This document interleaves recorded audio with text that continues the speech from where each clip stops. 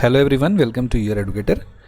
अब हम लोग कंप्लीट सिलेबस का रिवीजन कर रहे हैं क्योंकि नीट के एग्जाम में कंप्लीट सिलेबस से क्वेश्चन आता है। तो अभी 10 डिफरेंट क्वेश्चन हमने सेलेक्ट किया है पूरे इंटायर चैप्टर से, और जो भी क्वेश्चन होगा उससे रिलेटेड जो टॉपिक होगा उसका थॉरो एक्सप्लेनेशन करेंगे, सो दैट आपका रिवीजन काफ़ी इनोवेटिव तरीके से हो जाएगा। This is innovative approach of revising stuff. मतलब फ्लैट रिवीजन करेंगे तो उतना अच्छा नहीं होगा, बट थ्रू क्वेश्चन ये रिवीजन और बेटर हो जाता है। तो ये मिक्स क्वेश्चन होगा, किसी भी टॉपिक से रैंडम क्वेश्चन हो सकता है, तो आपको यू नेवर नो कि नेक्स्ट क्वेश्चन कौन सा आने वाला है, और इस वजह से पूरा का पूरा एकदम एक साथ सफल करके टॉपिक का रिवीजन होगा। Then I believe this is going to help you a lot to recalling things in the exam, because exam में तो पूरे सिलेबस से क्वेश्चन आते हैं ना। ऐसा सिस्टमेटिक थोड़ी है कि पहला क्वेश्चन वर्क से आया तो दूसरा क्वेश्चन नेक्स्ट उसी चैप्टर से आने वाला है, ऐसा तो है नहीं। हो सकता है नेक्स्ट क्वेश्चन करंट से हो, तो इसी बात को रेफरेंस पर रखते हुए इस टाइप का अप्रोच है डेवलप किया गया। तो चलिए शुरुआत करते हैं आज की क्लास की, और पहले क्वेश्चन से शुरू करते हैं। ये क्वेश्चन बहुत ही इंटरेस्टिंग सा क्वेश्चन है। ये पहला हमारा मोशन इन स्ट्रेट लाइन हुआ, यहाँ से क्वेश्चन है।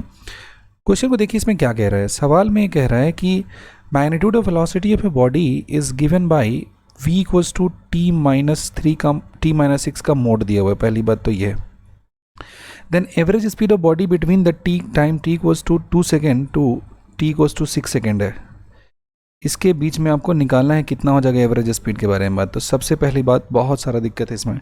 पहला की इक्वेशन दिया हुआ मोड में दिया हुआ है, दूसरा है कि एवरेज स्पीड निकालना है, तो इसके लिए हमें टोटल डिस्टेंस चाहिए, फिर क्या चाहिए, टोटल टाइम चाहिए। लेकिन ज़रा समझिए, स्पीड कभी निगेटिव होता नहीं है। तो दरअसल में v इजिकल्स टू t-6 को दिमाग में रखेंगे, तो इसको रखेंगे तो क्या हो जाएगा, y equals to mx plus c के फॉर्म में ग्राफ दिया है। इसका स्लोप कितना हो जाएगा, 1 हो जाएगा, और इंटरसेप्ट कितना होगा, -6 हो जाएगा।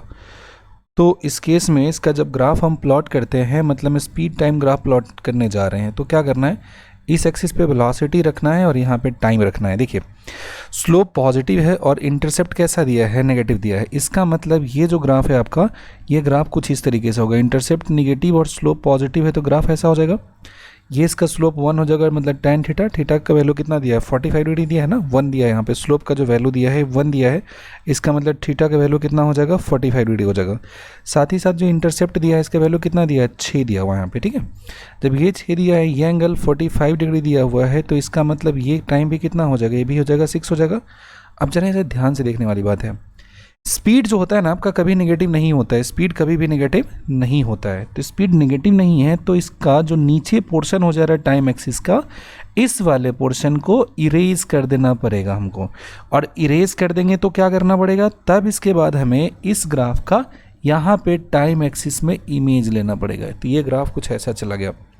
तो ये अब नीचे में 6 था, माइनस में, तब कहाँ पे आ जाएगा, प्लस में 6 आ जाएगा। अब देखेंगे कि जब हमें कैलकुलेशन करना पड़ता है, उस केस में एक बात ध्यान में रखना है कि जो स्पीड टाइम ग्राफ होता है, इसका एरिया क्या देता है, डिस्टेंस देता है।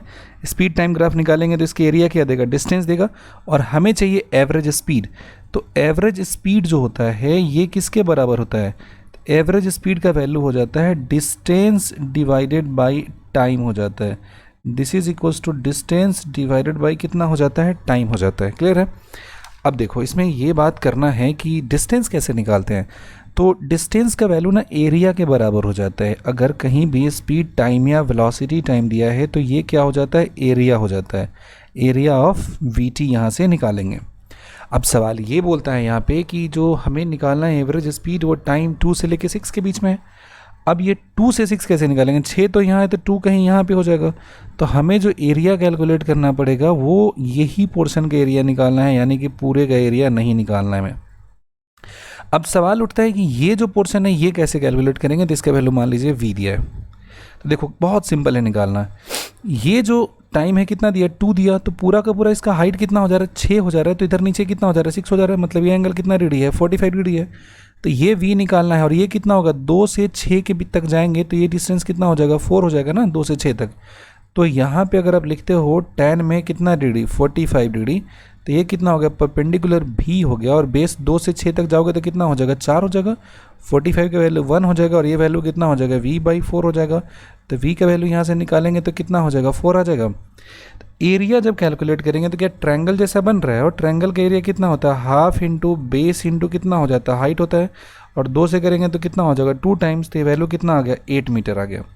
और हमें चाहिए क्या, एवरेज स्पीड चाहिए। तो एवरेज स्पीड का वैल्यू कितना हो जाएगा, जो भी टोटल डिस्टेंस हो जा रहा है जिसका वैल्यू 8 हो जा रहा है, और ये काम करने में 2 से 6 सेकेंड तक है, तो टाइम कितना लगा, 4 सेकेंड लगा, और 4 से 8 हो जाएगा 2 टाइम्स, तो ये वैल्यू सॉल्व होकर कितना आ जाएगा, 2 मीटर पर सेकेंड। तो यहाँ पे जो एवरेज स्पीड हुआ आपका पार्टिकल का वो कितना हो गया, तो ये वैल्यू हो गया आपका 2 मीटर पर सेकेंड। तो ये बहुत ही इंटरेस्टिंग सा क्वेश्चन था। इसमें हमने सीखा कि जब भी पोजीशन टाइम ग्राफ दिया, सब वेलोसिटी टाइम ग्राफ दिया है, तो स्पीड टाइम ग्राफ बनाने के लिए ग्राफ का पोर्शन अगर हमारा टाइम एक्सिस के नीचे है तो उसका इमेज ऊपर लेते हैं, और वेलोसिटी टाइम ग्राफ जो होता है उसका एरिया आप निकालते हो तो क्या देता है, डिस्टेंस का वैल्यू देता है। और जब कभी भी आपको एवरेज स्पीड निकालना है तो total distance by total time करेंगे तो क्या निकल जाएगा, एवरेज स्पीड है, इसका वैल्यू कैलकुलेट हो जाएगा। अब बढ़ते हैं अगले क्वेश्चन की तरफ। ये सवाल है, स्फेरिकल सेल है। स्फेरिकल सेल का मतलब क्या हो गया, मोमेंट ऑफ इनर्शिया जिसका 2/3 हमारा स्क्वायर हो जाता है उसको सेल कहते हैं। रेडियस r दिया है, is pulled on horizontal plane by horizontal force if acting on its centre of mass, ठीक है।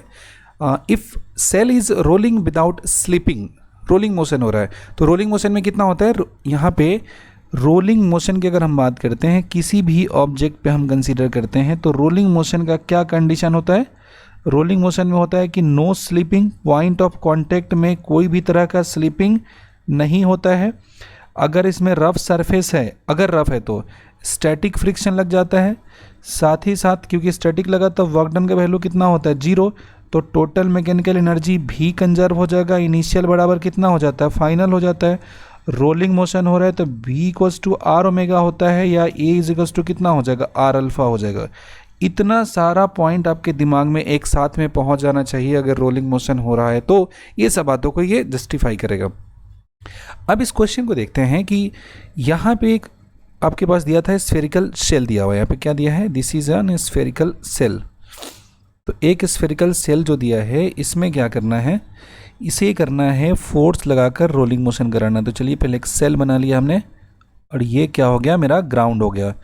अब इस क्वेश्चन के हिसाब से pulled by a horizontal plane by a horizontal force if acting at its centre of mass, मतलब force कहाँ लगाना है, फोर्स लगाना है इसके सेंटर ऑफ मास पे लगाना है।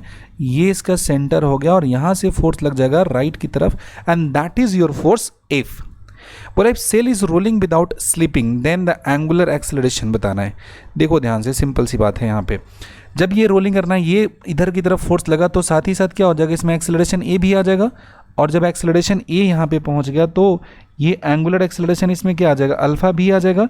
तो यहाँ पे हमें चाहिए क्या, एंगुलर एक्सेलरेशन ही चाहिए ना।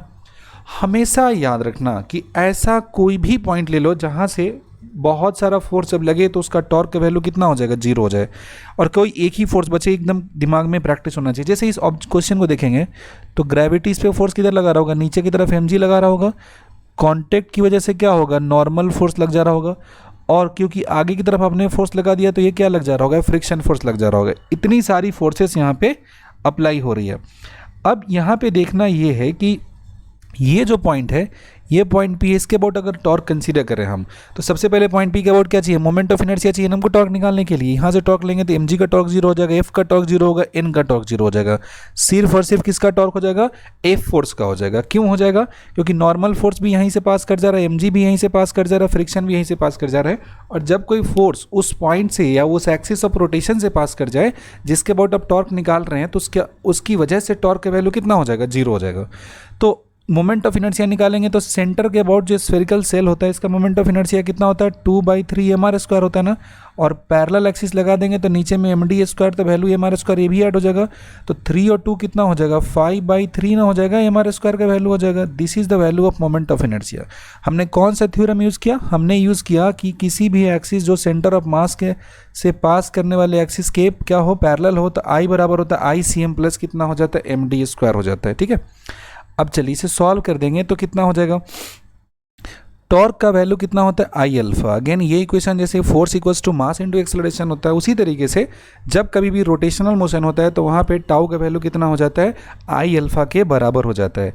जब टाउ आई अल्फा है तो टॉर्क का वैल्यू कितना हो जाएगा, फोर्स एफ लग जा रहा है और इसका परपेंडिकुलर डिस्टेंस कितना है, आर दिया है। वहीं पे मोमेंट ऑफ इनर्शिया की बात करेंगे, देखिए कितना है, 5/3 दिया है, और ये कितना दिया है, mr² दिया है, और अल्फा का वैल्यू हमें चाहिए, आर से एक आर कैंसिल हो जाएगा, अल्फ़ा का वैल्यू देखेंगे तो कितना हो जाएगा, ये वैल्यू हो जाएगा 3f डिवाइडेड बाई कितना हो जाएगा 5mr हो जाएगा। तो ये जो वैल्यू आ गया, this is the value of angular acceleration in this case. तो ये जब भी प्योर रोलिंग होगा तो याद रखना है कि ये जो कंडीशन होता है सॉल्व करने के लिए, टॉर्क का वैल्यू आई अल्फा होगा, ये तो खैर नॉर्मल से इक्वेशन है, लेकिन रोलिंग का पॉइंट है यहाँ पे, अगर रोलिंग मोशन हो रहा है तो कांटेक्ट पॉइंट पे स्लिपिंग नहीं करने देना है, और कांटेक्ट पॉइंट पे स्लिपिंग नहीं करने देना है। रोलिंग में इतनी सारी कंडीशन होती है, स्टैटिक फ्रिक्शन लगता है, स्लिपिंग नहीं होता है, work done by the friction zero होता है, v equals to R omega होता है, a equals to R alpha होता है, टोटल मैकेनिकल एनर्जी होता है, ये हमारा कंजर्व होता है। तो इतनी सारी बातें आपके दिमाग में एक साथ में रिकॉल हो जानी चाहिए, तभी जाके इस क्वेश्चन को सही से आप बना पाएंगे। चलिए अगले पॉइंट की तरफ बढ़ते हैं, और नेक्स्ट क्वेश्चन क्या कहता है इसे हम लोग देखते हैं। ये सवाल है कि a wire having linear mass density is stretched between two support. देखो ध्यान से, ये होता है wire support between two wire stretched between two fixed support. ये दो जो फिक्स सपोर्ट हुआ ना, इसके बीच में अगर किसी वायर को फिक्स कर देते हो तो वायर में क्या जनरेट होता है, इसमें जब इसको डिस्टर्ब करते हो तो इस वायर में जनरेट हो जाता है स्टैंडिंग वेव, यहाँ पे भी नोड हो जाता है और यहाँ पे भी क्या हो जाता है, नोड हो जाता है। और ये जो वायर दिया है इसका लेंथ कितना दिया है, तो length of this wire is L, ऐसा दिया है। ध्यान देने वाली बात यह है कि ये स्ट्रिंग है fixed at both the end का कंडीशन दिया होता है। इस केस में क्या होता है, इसका फंडामेंटल फ्रिक्वेंसी की जब हम बात करते हैं तो इसमें फंडामेंटल फ्रिक्वेंसी जब बात करते हैं तो ये वैल्यू कितना होता है, ये दोनों ही एंड पे फिक्स होने की वजह से फंडामेंटल फ्रिक्वेंसी एफ नॉट का वैल्यू हो जाता है 1/12 हो जाता है, और इनटू स्पीड हो जाता है। और स्पीड स्ट्रिंग में जब वेव वो प्रोपगेट करता है तो वेव का स्पीड स्ट्रिंग में कितना होता है, √T/μ हो जाता है। तो ये हमने निकाल लिया यहाँ से। अब जरा देखोगे कि यहाँ पे क्या होता है कि इंटीग्रल मल्टीपल हो जाता है। जैसे ये हुआ ना, F2 का बात करेंगे तो फिर कितना हो जाएगा, ट्वाइस ऑफ F0 हो जाएगा। फिर F3 की बात करेंगे तो थ्राइस ऑफ F0 हो जाएगा। मतलब इसमें ऑल इंटीग्रल मल्टीपल होता है ना फ्रीक्वेंसी का, वो पॉसिबल होता है, याद रखना है। तो फंडामेंटल फ्रीक्वेंसी कितना हो गया, 1/12 √T/μ हो गया। और इन जनरल जब हम बात करेंगे तो कितना हो जाएगा, n/12 हो जाएगा, और ये कितना हो जाएगा, √T/μ हो जाएगा। ठीक है, तो अगला वाला हो गया n+1, नेक्स्ट वाला हो जाएगा n+3। अब इस क्वेश्चन ने बोला कि wire having linear mass density, मतलब म्यू का वैल्यू यहाँ पे गिवन है। लीनियर मास पर यूनिट लेंथ को लीनियर कहते हैं, between two rigid support. Tension का वैल्यू भी दिया हुआ है। The wire resonates at a frequency इतना and the next higher frequency with for which resonate is इतना, then length of the wire कितना होगा। देखो अभी किस ऑर्डर का फ्रीक्वेंसी है तुमको नहीं पता है ना, कि फर्स्ट हार्मोनिक है, सेकंड हार्मोनिक है। अच्छा देखो, एन का वैल्यू 1 पुट करेंगे तो उसको फर्स्ट हार्मोनिक कहते हैं, एन का वैल्यू 2 पुट करोगे तो उसको सेकंड हार्मोनिक कहते हैं या फर्स्ट ओवरटोन कहते हैं। एन का वैल्यू 3 पुट करते हैं तो थर्ड हार्मोनिक कहते हैं या सेकंड ओवरटोन कहते हैं। एन का जो वैल्यू होगा वो हार्मोनिक हो जाता है, और उससे एक कम मेरा क्या होता है, ओवरटोन हो जाता है। अब इस क्वेश्चन को ध्यान में रखेंगे तो यहाँ पे हमको तो पता नहीं है, तो एक काम करते हैं ना, पहला फ्रीक्वेंसी है, इसको मान लिया कि nth हार्मोनिक है, तो कितना हो जाएगा, n/12 हो जाएगा, इंटू कितना हो जाएगा, √T/μ हो जाएगा। और सेकेंड फ्रीक्वेंसी है, इसका नेक्स्ट हायर है, तो इसका वैल्यू कितना मान ले, n+1 कर ले, और ये कितना हो जाएगा, √T/ क्या हो जाएगा, μ हो जाएगा। नाउ एक काम करते हैं, हमको इसका रिलेशन चाहिए, तो इस दोनों का ना डिवाइड कर लेते हैं यहाँ पे। जब ये डिवीजन कर देंगे तो कितना हो जाएगा, F2 हो जाएगा डिवाइडेड बाई कितना हो जाएगा, F1 हो जाएगा। और F2 का बात करेंगे तो कितना होगा, n+1 डिवाइडेड बाई n हो जाएगा। F2 सेकेंड केस का फ्रीक्वेंसी कितना है, 500, और पहले केस का फ्रीक्वेंसी कितना है, 400, and that is equals to n+1 by कितना हो जाएगा, n हो जाएगा। इससे इसको कैंसिल कर देंगे तो वैल्यू कितना हो जाएगा, 5n, and that is equals to 4n plus कितना हो जाएगा, 4 हो जाएगा। तो यहाँ लिखेंगे 5n minus 4n is equals to कितना हो गया, 4। तो n का जो वैल्यू आ गया वो कितना आ गया, 4 आ गया यहाँ पे। तो fourth harmonic and fifth harmonic का यहाँ पे बात हो रहा है इस क्वेश्चन में। अब इस सवाल में बोला है कि वायर का बताइए लेंथ कितना हो जाएगा। तो देखो n का वैल्यू पता है ना, कोई एक इक्वेशन है यहाँ पे यूज़ कर लो। जैसे पहला इक्वेशन यूज़ करते हैं, F1 का जो वैल्यू मेरा दिया है वो कितना है, वो n/12 दिया है, और अंडर रूट कितना दिया है, T/μ है। पहला जो फ्रीक्वेंसी दिया है इसका वैल्यू कितना दिया है, 400 दिया है। बोला है n का वैल्यू कितना है, 4 दिया है। 12 मेरे को मालूम नहीं। टेंशन जो इस वायर में जनरेट हो जा रहा है किसका वैल्यू कितना है, 450 दिया है। और म्यू का बात है 5 × 10⁻³ दिया हुआ है। ठीक है, ये ऐसा हो गया। अब इसे सॉल्व करना है। 5 से इसको कैंसिल करेंगे तो कितना हो जाएगा, 5 से हो जाएगा 9 टाइम्स। ठीक है, 9 टाइम्स हो जाएगा तो ऊपर में जाएगा कितना हो जाएगा, 9000 हो जाएगा ना। इससे इसको कर दोगे तो कितना हो जाएगा, 100 टाइम्स हो जाएगा। तो एल की बात करेंगे तो कितना हो जाएगा, 1/200 हो जाएगा। और ये कितना हो जाएगा, ऊपर में जाकर 9 में हो गया, और ये कितना हो जाएगा 1000 हो जाएगा, ऊपर में जाएगा तो कितना हो जाएगा 1000 हो जाएगा। 4 5 दिया है, 0 दिया है, 5 से कर देंगे, अच्छा 1 0 तो और दिया है ना यहाँ पे, तो 1 0 और दिया है, तो यहाँ पे आ जाएगा डबल, और कितना है 2 0 2 0, तो 2 बाहर आ जाएगा, 9 का कितना हो जाएगा 3, तो ऊपर में हो गया 3 और इस पर कितना आ गया डबल 0 आ गया, और नीचे में देखोगे तो कितना हो जा रहा है, ये हो जा रहा है 200, इससे इसको कैंसिल कर देंगे तो वैल्यू कितना आ जाएगा 1.5 मीटर आ जाएगा। तो ये बेसिक सा पॉइंट हुआ है स्टैंडिंग वेव का। अब स्टैंडिंग वेव के बारे में एक छोटा सा पॉइंट और याद रखना है कि स्टैंडिंग वेव जो होता है ना, इसमें किसी भी तरह का एनर्जी का ट्रांसपोर्ट नहीं होता है, एक एंड से दूसरे एंड पे नहीं होता है, ठीक है। स्टैंड जो एनर्जी ट्रांसपोर्ट करता है उसमें क्या हो जाता है, उसमें हमारा हो जाता है, उसको ट्रैवलिंग वेव कहते हैं। स्टैंडिंग वेव में जो फिक्स्ड पॉइंट्स होते हैं इसे नोड कहते हैं। और यहाँ पे एक और इंटरेस्टिंग सा क्वेश्चन आपसे पूछा जाता है कभी कभी, वो क्या पूछा जाता है कि distance between node and node कितना हो जाएगा, तो ये उतना ही होता है जितना डिस्टेंस बिटवीन एंटी नोड और एंटी नोड होता है, और ये वैल्यू कितना हो जाता है λ/2 हो जाता है। वहीं पे distance between anti node and node की बात करते हैं तो ये वैल्यू कितना हो जाता है λ/4 हो जाता है। ये हमारा 2 पॉइंट होता है जिसको समझना है, यहाँ पे फैक्चुअल चीज़ें हैं जो आपको याद रखनी है। अगले पॉइंट की तरफ चलते हैं। नेक्स्ट बेहतरीन सा क्वेश्चन है, ये थर्मोडायनेमिक्स का अपना रिवीजन है, तो इसमें क्या कहता है इस बात को ज़रा समझेंगे पहले कि volume versus temperature graph of 2 moles of helium gas. तो हीलियम का नाम सुनते ही इसके बाद समझेंगे मोनोटॉमिक गैस दिया हुआ है।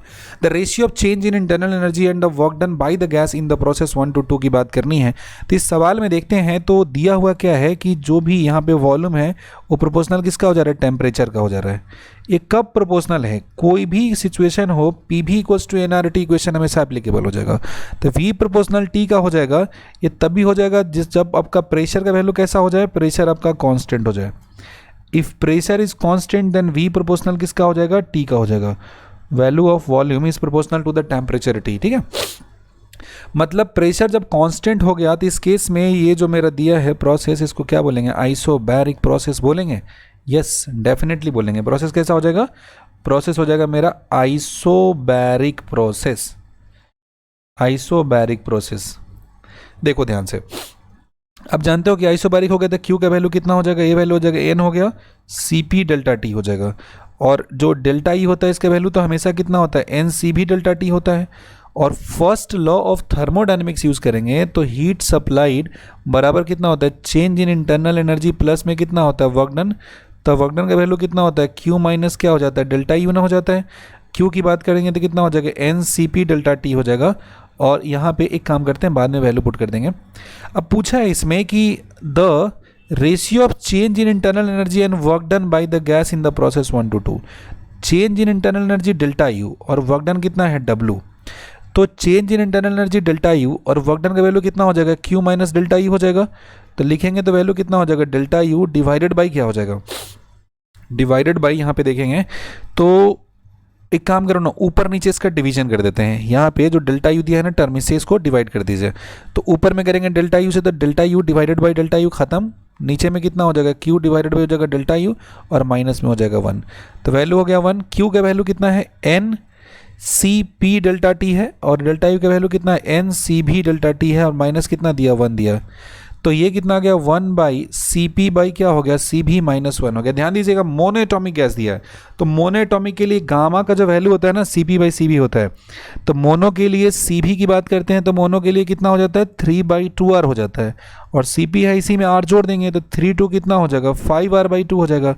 तो सी पी बाई सी भी का बात करेंगे तो कितना हो जाएगा, ये वैल्यू हो जाएगा 5/3 हो जाएगा। कितना वैल्यू हो जाएगा, this is the value equals to 5/3 हो जाएगा।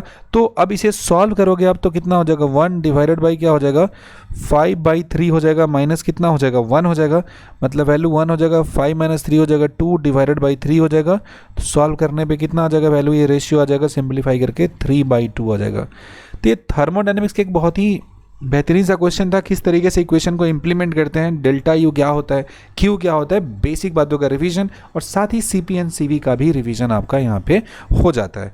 अब बढ़ते हैं अपने अगले क्वेश्चन की तरफ। तो अगला क्वेश्चन क्या कहता है हमारा, इसमें जो ग्राफ दिया है इसको समझना है ज़रा। और इस ग्राफ में क्या कह रहा है कि temperature of a body theta is slightly lower than the temperature of the surrounding theta naught. मतलब जो बॉडी दिया है, बॉडी का टेम्परेचर यहाँ पे लेस दिया हुआ है सराउंडिंग के कंपैरिजन में। Then the rate of cooling of temperature, rate of cooling R versus temperature theta is plotted. यहाँ पे टेम्परेचर ऑफ बॉडी, बॉडी का जो टेम्परेचर है स्लाइटली मोर है, लेस नहीं है, सॉरी स्लाइटली मोर दिया है।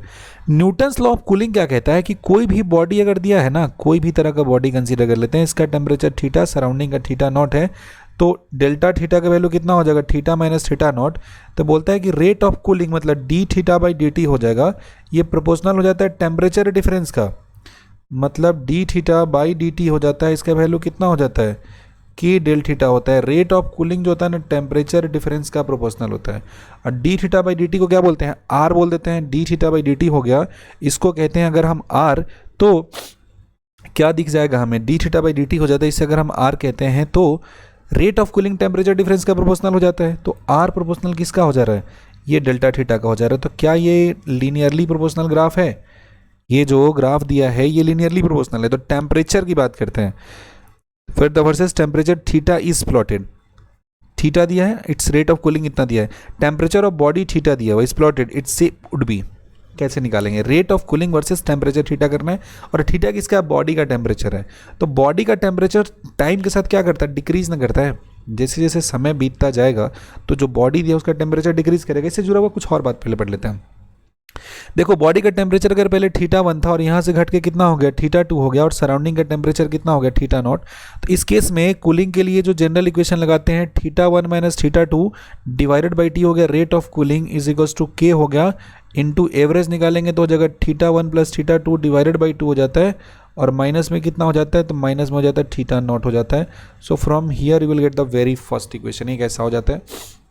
दूसरा पॉइंट ये होता है कि जो बॉडी का टेम्परेचर होता है, बॉडी का टेम्परेचर शुरू में क्या होता है, ज़्यादा होता है। तो बॉडी का टेम्परेचर ज़्यादा होता है तो उस केस में टेम्परेचर वर्सेस टाइम अगर ग्राफ आप प्लॉट करते हो, टेम्परेचर लिखते हो थीटा वर्सेस टाइम, तो ये इनिशियल टेम्परेचर हो गया और घट के थोड़ा टाइम बाद और सराउंडिंग के टेम्परेचर के बाद हो जाता है।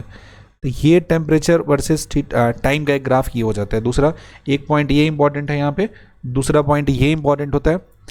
तीसरा थर्ड पॉइंट की बात करते हैं, थर्ड पॉइंट की बात करते हैं, यहाँ पे रेट ऑफ कूलिंग के टर्म में बात करते हैं, D theta by D T की बात करना है बराबर के डेल्टा थीटा का बात करना है। तो रेट ऑफ कूलिंग यहाँ D theta by D T है तो टेम्परेचर डिफरेंस का डायरेक्टली प्रोपोर्शनल दिया हुआ है, लेकिन जो ग्राफ है rate of cooling R versus temperature of body theta is plotted, तो इसका ग्राफ का जो आंसर हो जाएगा लीनियरली प्रोपोर्शनल हो जाएगा और टेम्परेचर डिफरेंस के बीच में आ जाता है। मतलब डेल्टा थीटा दिया है, इसका वैल्यू क्या लिखेंगे, इतना बराबर के हो गया, और ये कितना है थीटा माइनस थीटा नॉट दिया है, तो आर का वैल्यू कितना हो गया, के थीटा माइनस के थीटा नॉट हो गया।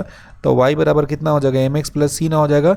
ग्राफ विथ पॉजिटिव स्लोप दिया है, ये कैसा दिया है, स्लोप पॉजिटिव दिया है, और इंटरसेप्ट कैसा दिया है, निगेटिव दिया है। तो ये ग्राफ कौन डिनोट कर रहा है, निगेटिव इंटरसेप्ट का ग्राफ ये डिनोट कर रहा है। इसके पीछे करेंगे तब जाके ऐसा नेगेटिव होगा, तो ये नीचे का पोर्शन तो होता नहीं है, तो इसको यहाँ से उड़ा देते हैं। तो इसका ग्राफ कौन सा हो जाएगा, option number 3 is the correct answer for your graph. ठीक है इस क्वेश्चन का। तो Newton's law of cooling heat transfer का एक बहुत बेहतरीन सा हॉट टॉपिक है, जिससे खूब क्वेश्चन पूछे जाते हैं, तो ये बात आपको समझ में आना चाहिए कि ये क्या कैसे इसको डील करते हैं।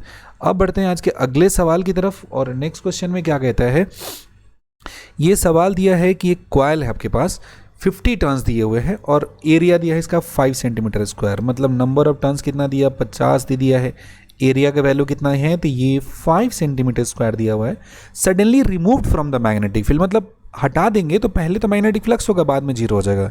इट इज़ ऑब्जर्व दैट इतना चार्ज फ्लो कर रहा है, कितना फ्लो कर रहा है, डेल्टा क्यू जो दिया है मेरा, इसका वैल्यू कितना हो जा रहा है, तो इसका जो वैल्यू गिवन है ये हो जा रहा है आपका डेल्टा क्यू का 5 × 10⁻⁻4 कूलम हो जा रहा है। पूछा जा रहा है कि रेजिस्टेंस ऑफ द कॉइल है, ये भी गिवन है, आर का वैल्यू दिया है 100 ओम दिया हुआ है।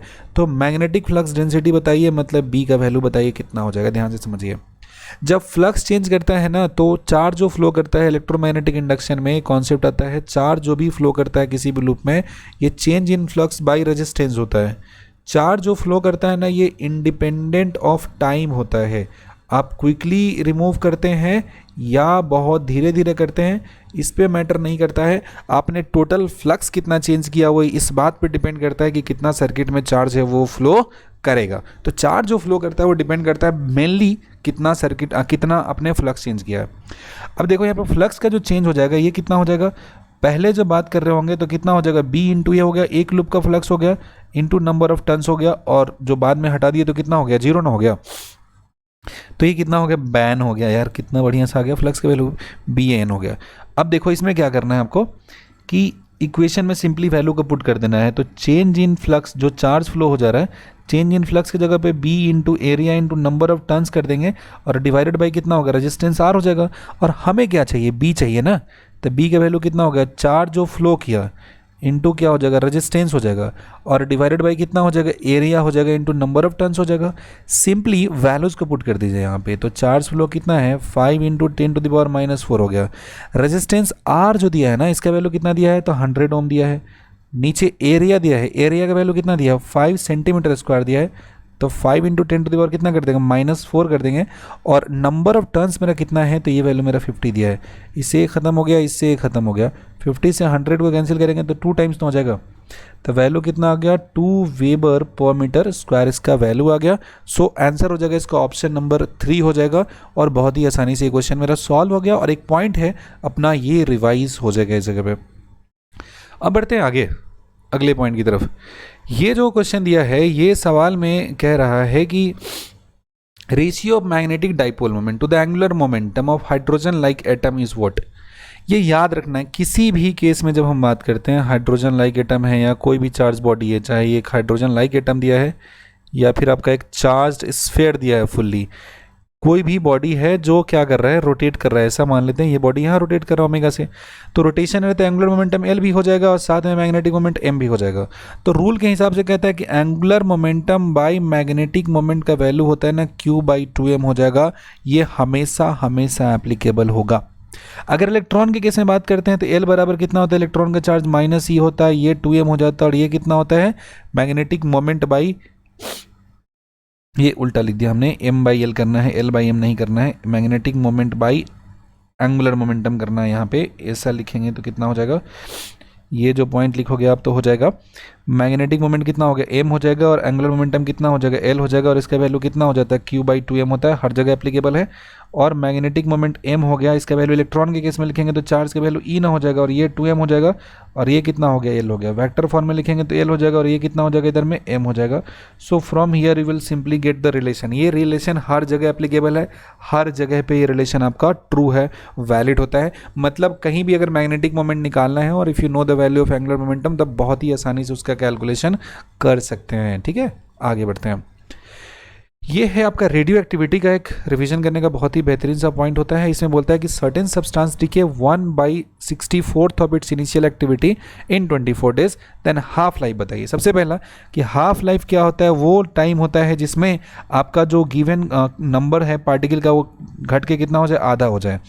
मतलब अगर बात करेंगे कि टी का वैल्यू कितने के बराबर हो जाए, टी हाफ के बराबर हो जाए, तो नंबर ऑफ जो इंटिटी हो जाएगा इसका वैल्यू भी कितना हो जाएगा, ओरिजिनल वाले का हाफ हो जाएगा, डिक्रीज हो गया। याद रखना है, ये होता है हाफ लाइफ का। दूसरा, हर एक हाफ लाइफ के बाद कितना हो जाता है, आधा हो जाता है। इससे पहला हो गया एन नॉट, तो दूसरे हाफ लाइफ के बाद कितना हो जाता है, एन नॉट डिवाइडेड बाई 2 हो जाता है।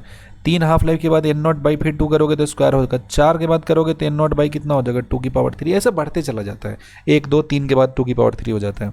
तो हमने रूल निकाला कि n/n0 जो होता है ना, इसका वैल्यू कितना होता है, 1/2n हो जाता है, ऐसा हो जाता है। अब हमारे क्वेश्चन में कितना दिया है, 1/64 दिया है, तो ये कितना हो जाता है, 1/64 है तो 1/2 लिखेंगे, 2 4 8 16 32 64 कितना हो जाएगा, इसका पावर हो जाएगा आपका 6 हो जाएगा। कितना हो जाएगा वैल्यू, इसका पावर आ जाएगा 6। मतलब सॉल्व करेंगे तो यहाँ से इक्वेट करेंगे, दोनों का बेस बराबर है, तो n का वैल्यू कितना हो जाएगा, 6 हो जाएगा। n जो होता है कितना होता है, given time by T half होता है। कितना नंबर ऑफ टाइम है, कैसे निकालेंगे, मान लो 10 को हाफ लाइफ हुआ तो टोटल टाइम को टी हाफ से डिवाइड कर देंगे तो कितना नंबर ऑफ हाफ लाइफ है वो कैलकुलेट हो जाएगा। यहाँ से इतना बराबर 6 हो गया, तो टी हाफ का जो वैल्यू हो जाएगा कितना हो जाएगा, t/6 हो जाएगा। और t जो दिया है टोटल 24 दिया है, और जो 6 से डिवाइड करेंगे तो कितना हो जाएगा, 6 से 4 हो जाएगा, तो ये वैल्यू कितना हो जाएगा, ये वैल्यू आ जाएगा आपका 4 डेज हो जाएगा। तो हाफ लाइफ के वैल्यू इस केस में कितना हो जाएगा, ये मेरा 4 डेज हो जाएगा। कैलकुलेट करने के बाद ये वैल्यू मिल जाता है। अब बढ़ते हैं आगे अगले पॉइंट की तरफ। ये आपका पीएन जंक्शन में देखिए ना, कहाँ से शुरू किया, पूरा चैप्टर के सिलेबस के आखिरी तक पहुंच गया। तो ये बहुत बेहतरीन तरीका होता है रिवीजन करने का, मिक्स क्वेश्चन करो, ठीक है। डायोड का एक खासियत होता है कि डायोड जो फॉरवर्ड बायस में होता है ना, आइडियल डायोड, तो जीरो रेजिस्टेंस ऑफर करता है, और रिवर्स्ड बायस में जब बात करते हैं तो वो इन्फिनिट रेजिस्टेंस ऑफर करता है। फॉरवर्ड बायस क्या होता है कि ये जो बना है एरो, कहीं पे भी डायोड बना होता है तो ये कैसा हो गया, ये हो गया, इसको बोलते हैं पी साइड बोलते हैं और इसको एन साइड बोलते हैं। तो अगर ये वाला साइड कैसा है, हाइयर है, और ये वाला साइड लोअर है, तो डायोड कैसा होता है, फॉरवर्ड बायस होता है। और इसमें क्या होता है, इसी का उल्टा बल अगर कर देंगे तो उसमें डायोड कैसा हो जाएगा, रिवर्स्ड बायस हो जाएगा। तो फॉरवर्ड बायस में देखेंगे तो ये पॉजिटिव दिया और इसमें पॉजिटिव से कनेक्टेड है, तो ये डायोड कैसा हो जाएगा, फॉरवर्ड बायस हो जाएगा।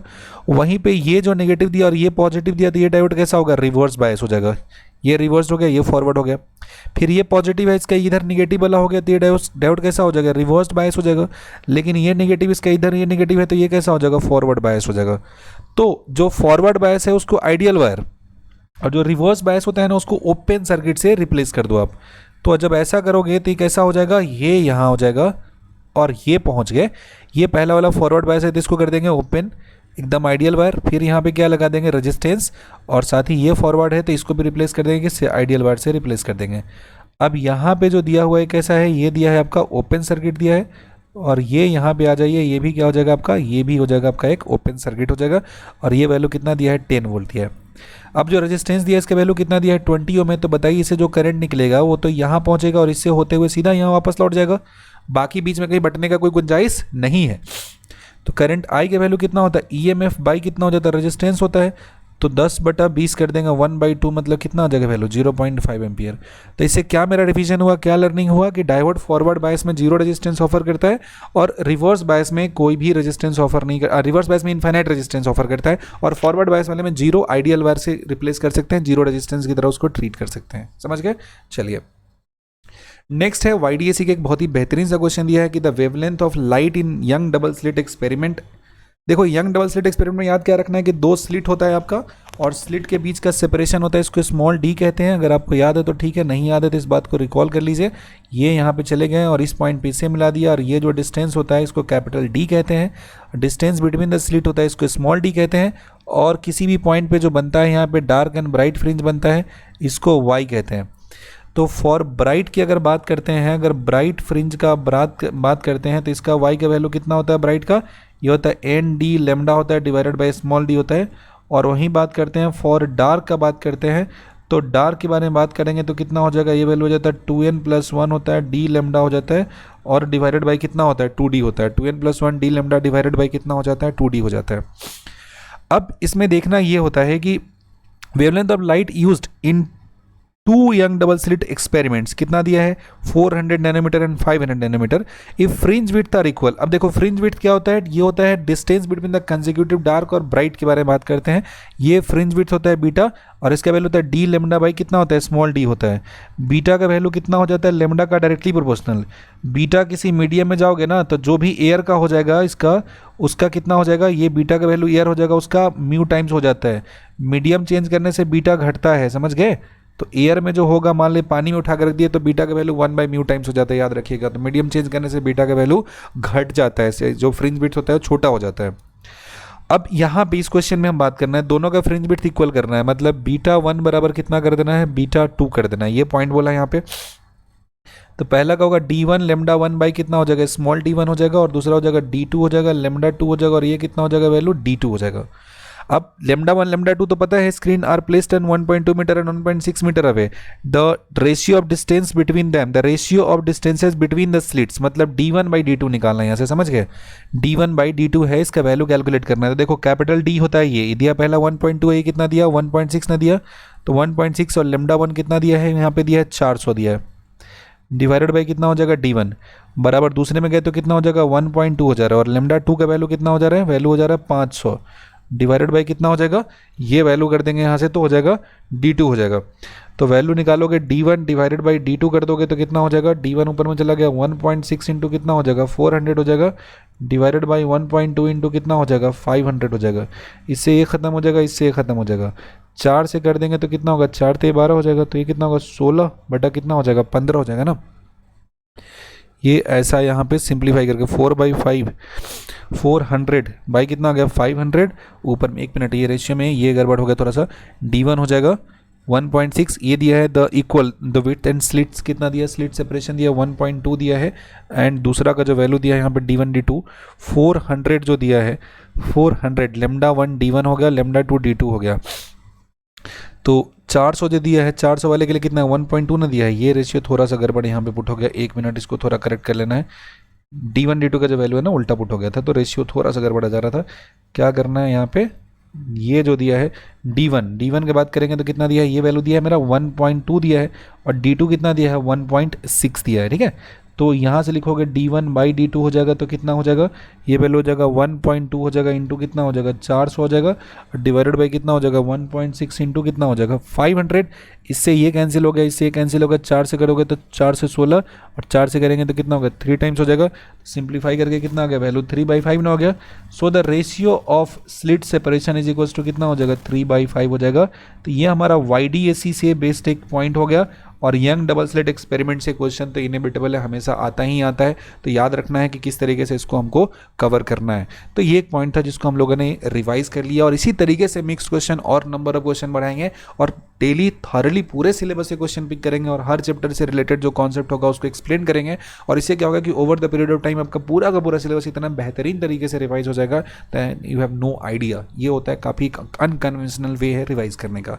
एंड ये चीज़ें आपको अच्छी लगी, if you like this then do consider subscribing this channel and hit the like button. Thanks for watching. Bye bye.